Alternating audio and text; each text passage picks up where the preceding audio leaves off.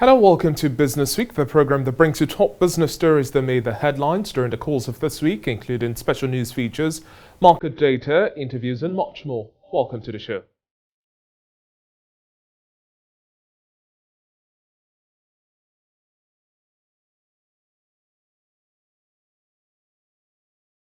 Well, here's the highlight of the biggest stories we tracked for you over the course of this week. On the local front, the federal government has directed the Nigerian Sovereign Investment Authority to source $200 million for settlement of International Court of Arbitration in Paris award in favor of the Chinese firm Sunrise Power and Transmission Company Limited.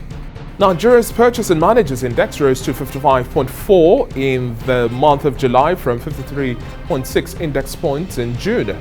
Nigeria's private sector began the second half of the year on a positive footing as it continues this run of expansion that began in July 2020.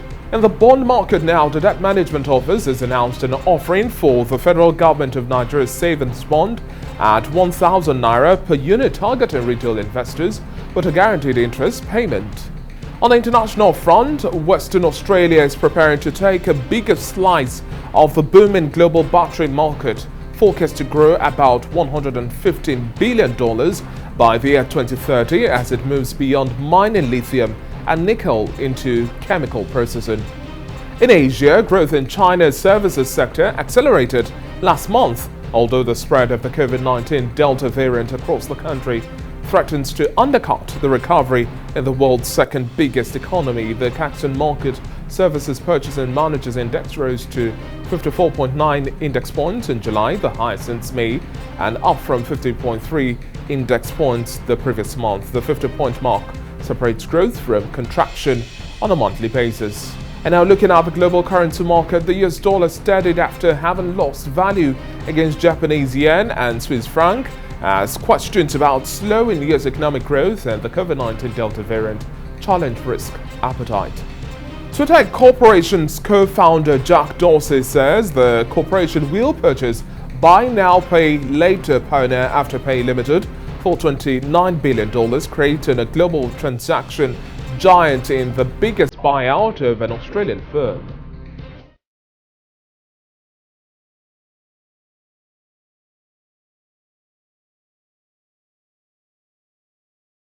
Well, it's now time to bring you special packages prepared by our correspondents. Now, in this first report, the Secretary to the Government of the Federation wants a quick end to unhealthy working relationships between chief executive officers and boards of ministries, departments and agencies in the country.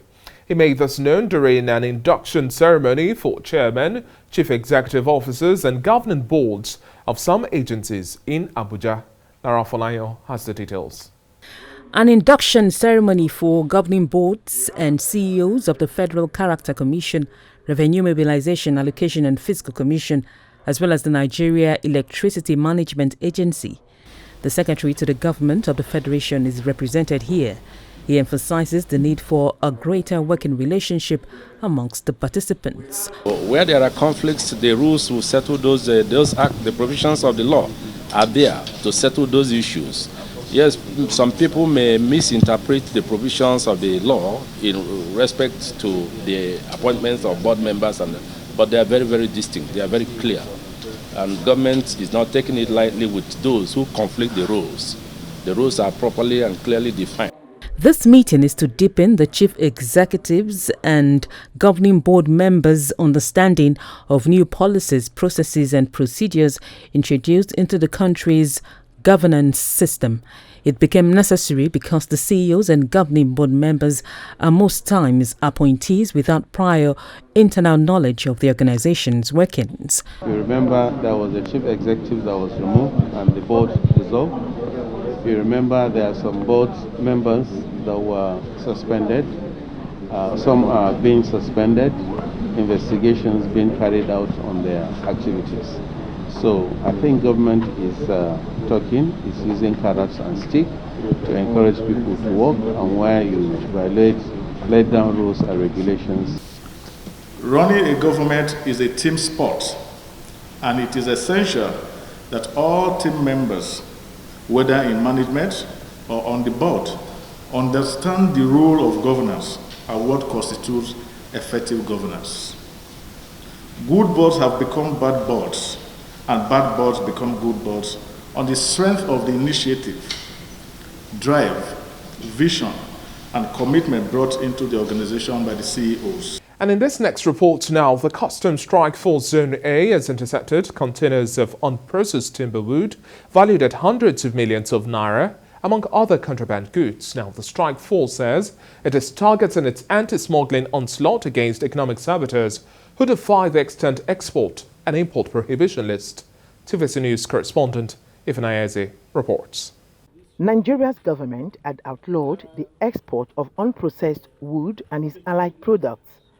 But these containers of timber wood, already caught and packed, would have been exported from the nation's seaports if operatives of the Strike Force Team Zone A had not impounded them.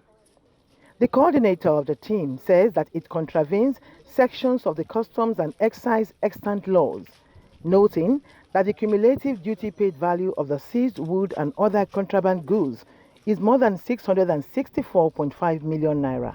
If you allow this felling of woods to continue, it will advance desert encroachment in no time. So we want to stop that so that the environment itself, the ecological issues will now have to be checked. So the Nigeria Customs Service does not exist alone for seizures of imports. We equally exist to ensure that government physical policies are adhered to strictly. Speaking on other import infractions, he categorically stated that importation of footwears are absolute prohibitions. He warned that plans are in place to track contraband goods at the seaports using advanced manifests. Footwear, shoes, foreign shoes, other than sports shoes, are absolutely prohibited from imports. We have more than enough to produce high quality of footwear in this country.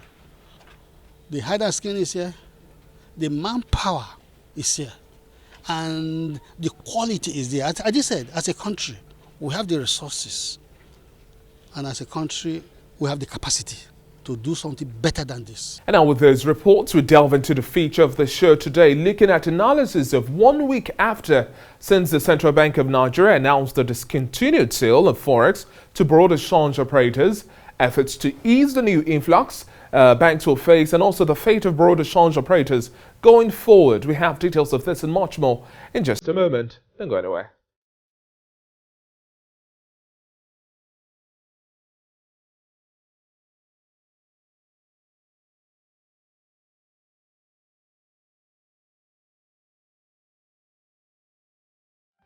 Many thanks for still staying with us. Let's now deal with the crux of today's discourse. We'll start with a report following Monday's commencement of the Central Bank of Nigeria's directive to deposit money banks to sell foreign exchange to customers for invisibles such as basic travel allowance, PTA, medical and tuition.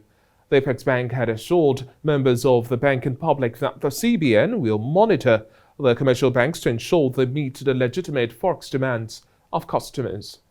The bank also stated that it dismissed speculations of plans to convert foreign exchange and domiciliary accounts of customers into naira. The CBN also notes that it has put in place monitoring mechanisms to guarantee the seamless sale of foreign exchange to customers who support their request with relevant documentation. The governor also stated that the CBN has extracted the commitment of the banks through the chief executive officers. The customers with legitimate requests will not be turned back.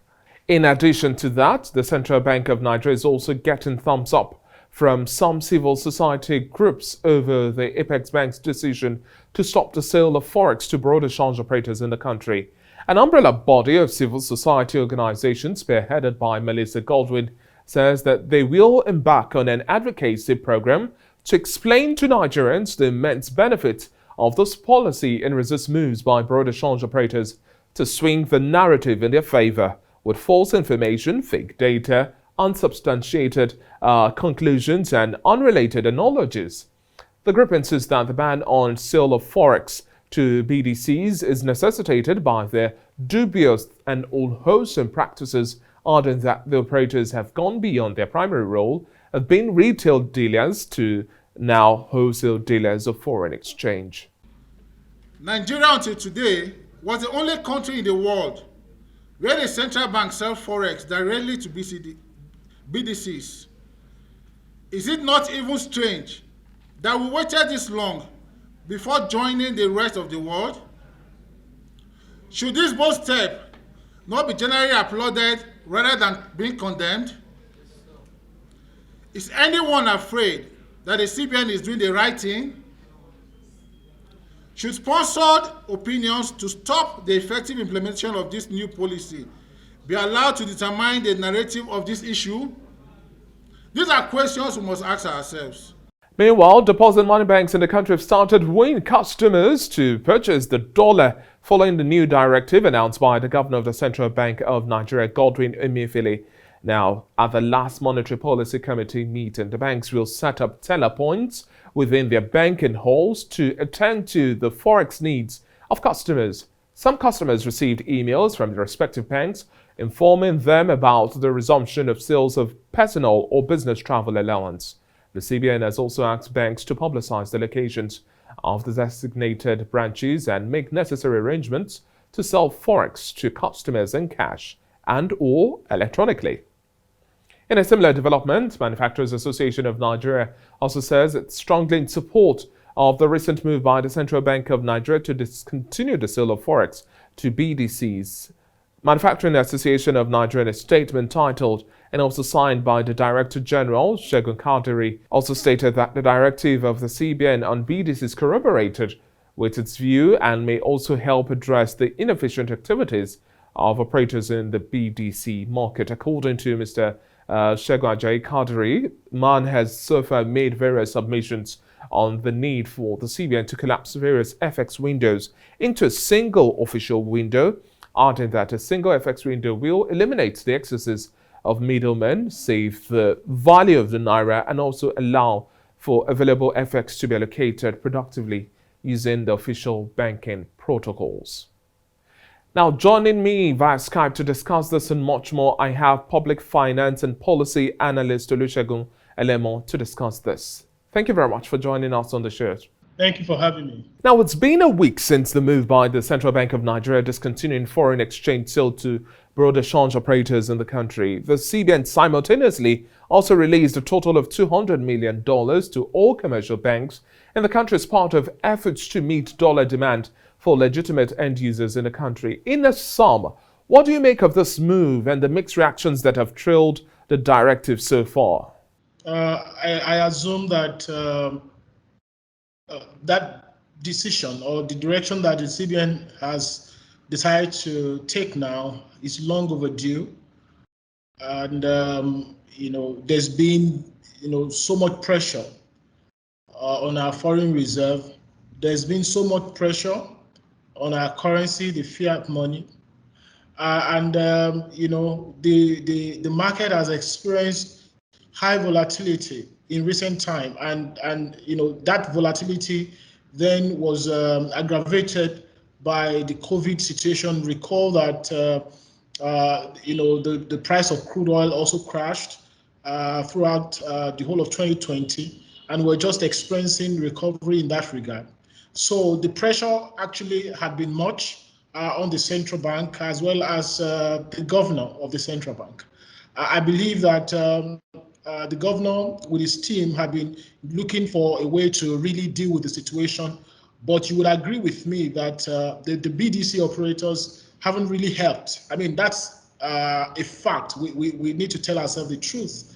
The CBN governor has accused them of diverting FX allocations to them, of also funneling these monies through those individuals or entities promoting terrorism in the country, as well as money laundering activities. So I think that it was very important that the CBN really assess the situation, evaluate it critically, and look at what's best option it could take at this very moment. And I think this is the best time CBN can actually, or perhaps maybe this is the last best time CBN can take a move to rescue the situation.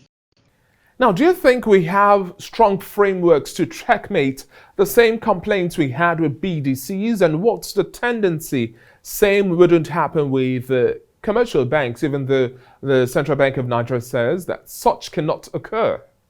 I don't think that we are not going to experience some related activities that the BDCs have been accused of with the financial service sector, with the banks.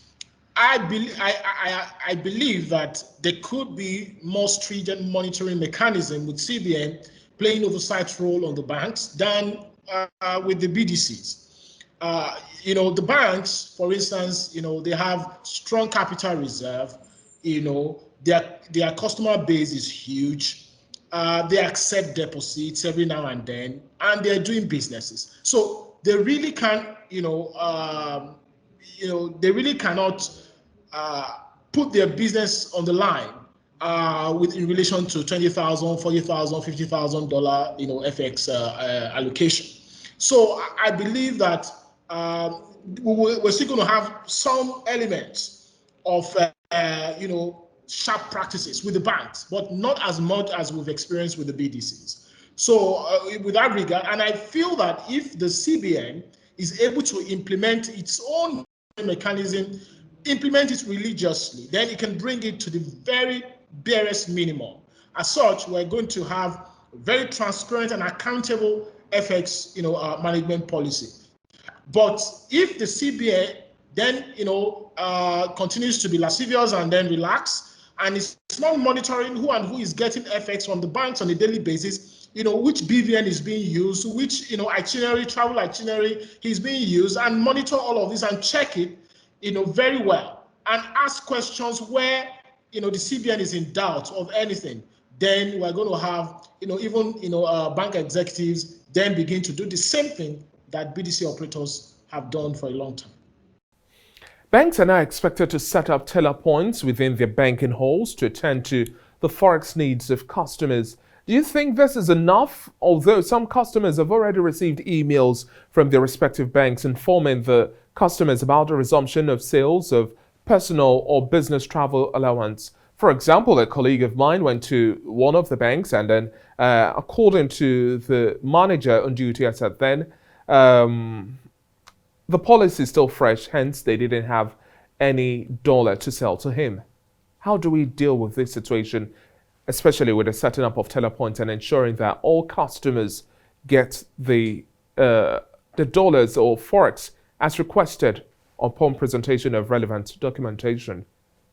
Well, I think that, for instance, many banks, even before now, have always had teller points for FX transactions, FX related, whether it's deposit or withdrawal, or you need travel allowance or business travel allowance or any of that.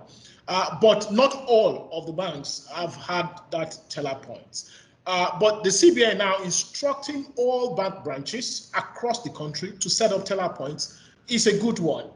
I don't think that's an all in all. That will solve all the problem. I don't think so.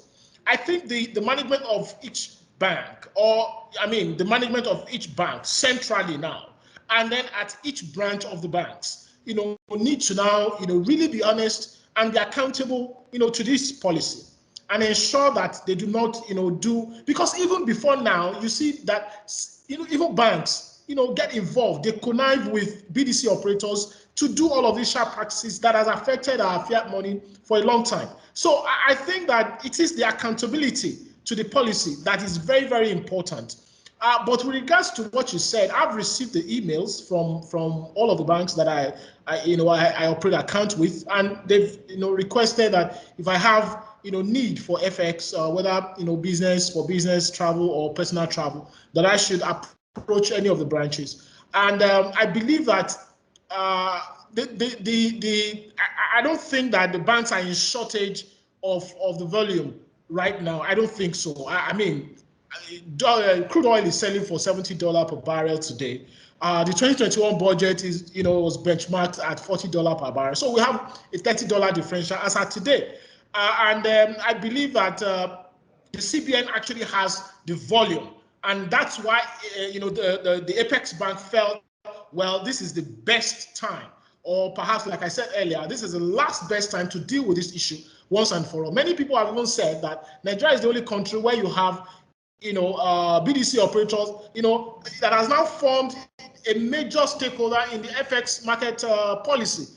You rarely have this in other countries where, unregulated or very slightly regulated market have now become major stakeholder in determining what happens to the fiat money. So I think that the CBN, has got this right if it continues to evaluate the policy on a regular, because that's one thing about public policy. You can have a policy direction, and if you don't evaluate constantly and readjust and tweak it and know what is wrong, what needs to be further put in place and all of that, then you have a very terrible outcome at the end of the day. And now the exchange rate value of the naira against the greenback and other global currencies has been a major issue. Following the announcement of the CBN, we saw the naira hit almost 600 naira before trading at about 520 naira and then 500 naira.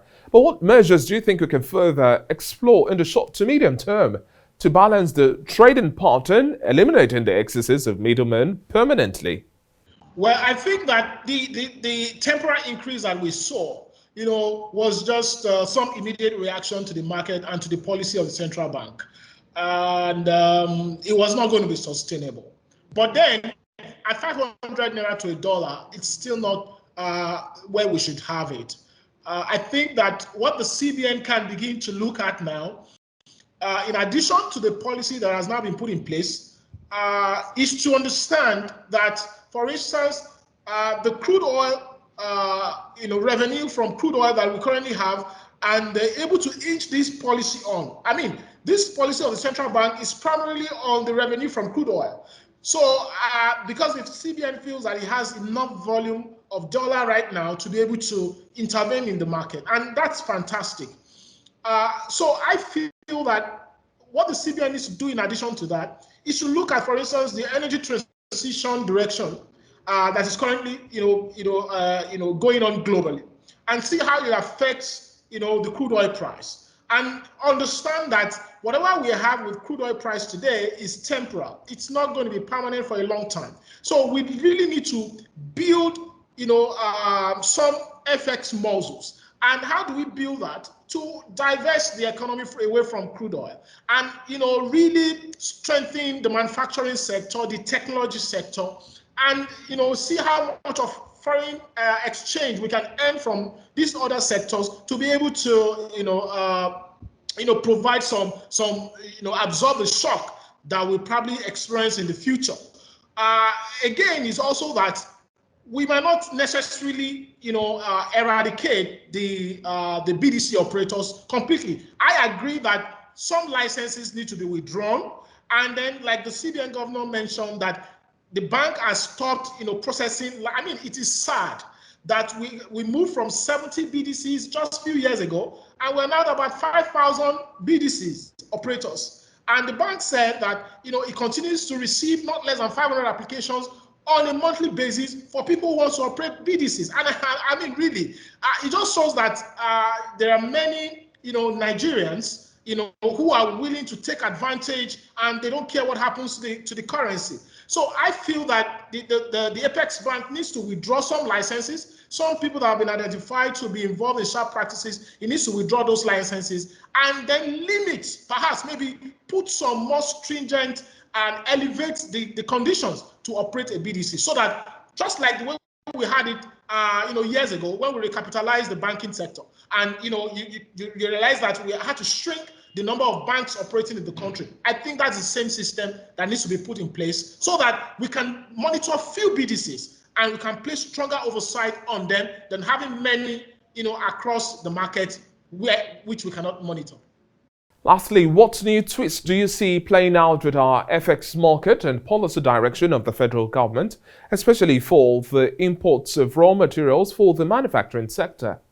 I think that the CBN at a point may need to look, at some extra policy measures for the manufacturing sector, perhaps, and that's why I said that the Apex Bank needs to continue to evaluate this policy and know whether it is serving the purpose it's meant to serve. Like for instance, now you may realize that some people who are in manufacturing, who are in business, who legitimately need FX for business transactions. If they don't have easy access to getting this FX to facilitate their businesses, then the CBN would then need to look at some extra measures, some policy tweak that can serve the business interest purposes. I think that may happen. But again, like I said, for the BDC operators, that's what I said. I think that some licenses need to be withdrawn. We need to shrink that market. We need to shrink the operators in that space so that we can have, oversight, stronger oversight on few that will, be left in that market. Thank you very much for your time on the show today. It's been a pleasure speaking with you, Olusegun Elemo. Thank you for having me. Well, just before we go, here are graphic details of the latest capital importation data as prepared by the National Bureau of Statistics.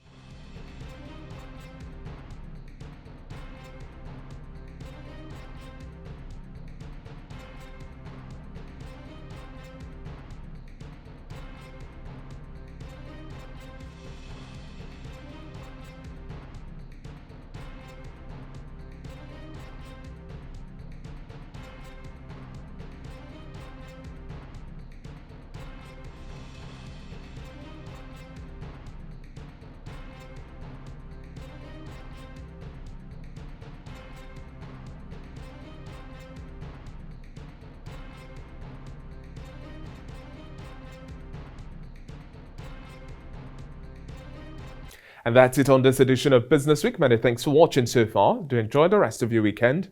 I'm David Alabi. Bye for now.